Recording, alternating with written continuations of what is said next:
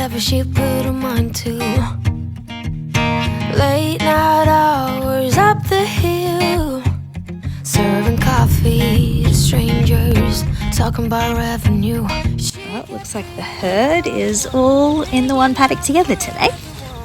Hey guys.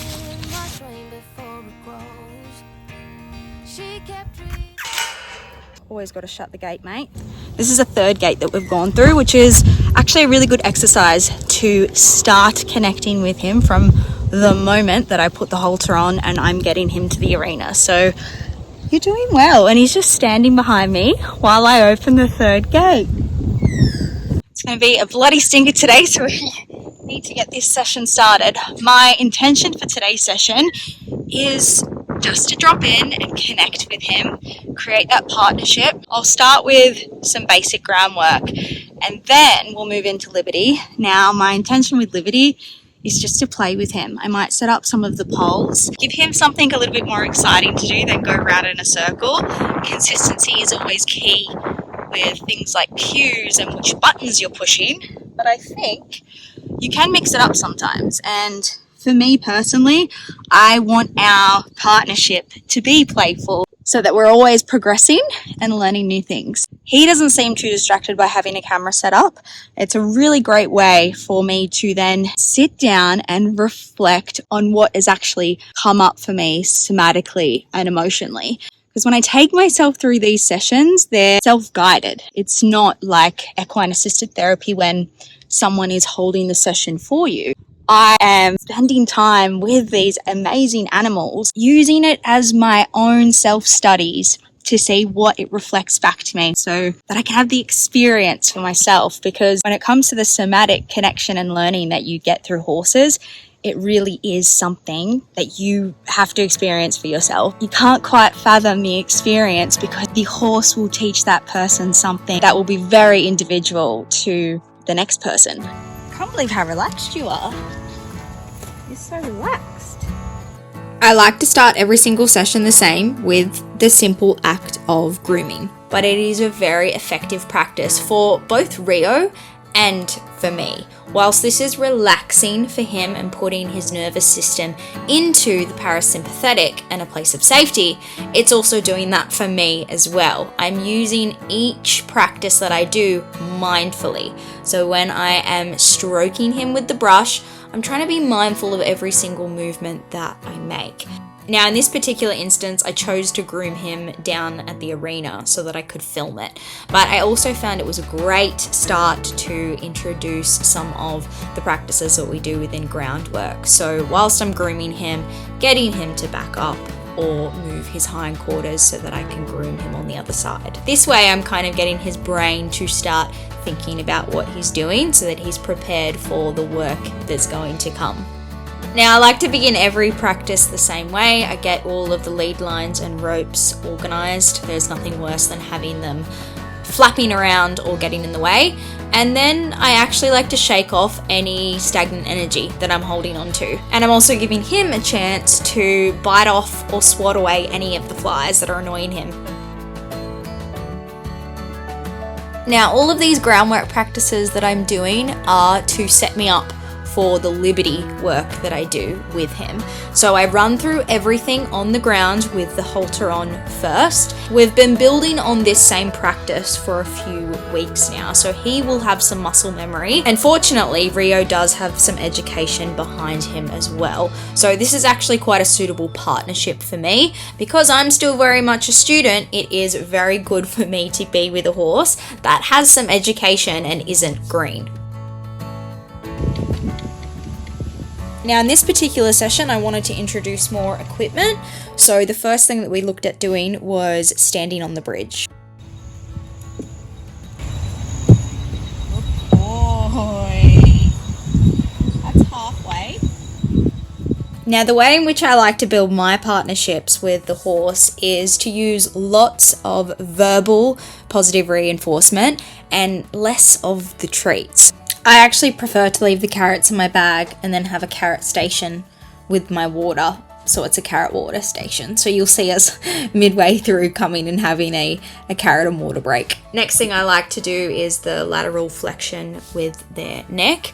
So he's very desensitized, but I like to throw the rope over his back a few times just to make sure he's calm and relaxed. We've done this consecutively every single session, and he really enjoys this practice, and I let him come around and bend his neck until he finds his release, and then let it go. And then we obviously do this on the other side as well. Next, I get to moving his hindquarters with the lead rope of the halter. We've done this a few times and he hasn't been very receptive to it, so I do go back to this practice, and as you can see, I'm quite enthusiastic about his progress. And now I'm going to get him to do some basic walk, trot and canter so he can release any stagnant energy that he may be holding on to during the session. Something that I've been experimenting with is when I'm doing the groundwork, I'm always over-exaggerating my body language and movement. So when I wanted him to slow down, I then lowered all of my body language down to the ground. And at the end of each practice, I ensure that his eyes are on me and we come into the circle together and connect. I don't really like to teach them that they're always going to get treats, but this is the carrot station over here, and then the arena is for work. Oh, I can't wait for a bath. I don't know about you. Now this is when we begin our work at Liberty, and the only instrument that I will use is the carrot stick, which is essentially just an extension of my arm. Now I want to be using my body language and my energy to drive him forward, and you'll see how I do that when I get him into a trot. Now as you can see back there, he didn't want to come to my left, so I gave into his right. And I got him into a beautiful collected trot beside me. I'm quite happy with how he's moving, so my body is upright at the moment, which is in a sense to release pressure. Now, because everything's at Liberty, the way that we communicate is a lot different. And I have to use my body language and energy to communicate what I want him to do for me. So you'll see in this clip, to drive his energy forward, I am asking him with my body language by slanting it forward as well. And then once I'm happy with him and he's in that collected trot, I release the pressure by standing back up straight. Now, as you could probably see in some of the clips, we struggled with our left turn. So I wanted to practice some ground work with him so that when it came to us doing our Liberty work again, he would be more receptive to turning to his left and following me. And I think this will be something that we have to practice over time. And then this was Rio saying, "I'm done."